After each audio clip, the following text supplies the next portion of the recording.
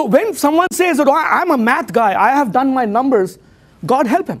Because there is much more going on in a company than getting your financial statements right.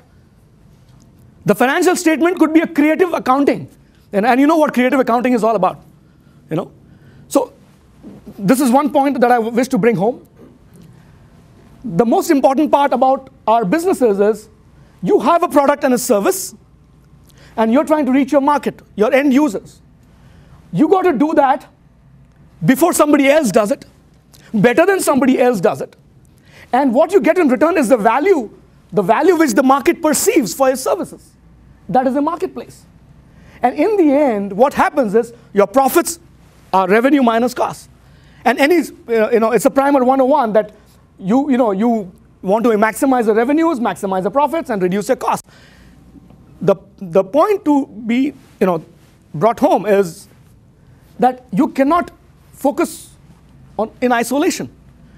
Imagine that if you cannot negotiate with your suppliers, whatever you're getting, which is a great part of your cost.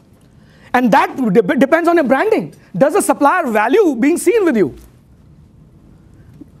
Does your customer really value using your products? Does he like to be photographed with you? Does he like to hang out with you? Can he have coffee with you? Does he actually love to use your products? Is he your evangelist? He says, you know what, this is an awesome product. And this equation is just not about cost reduction. It's not about selling.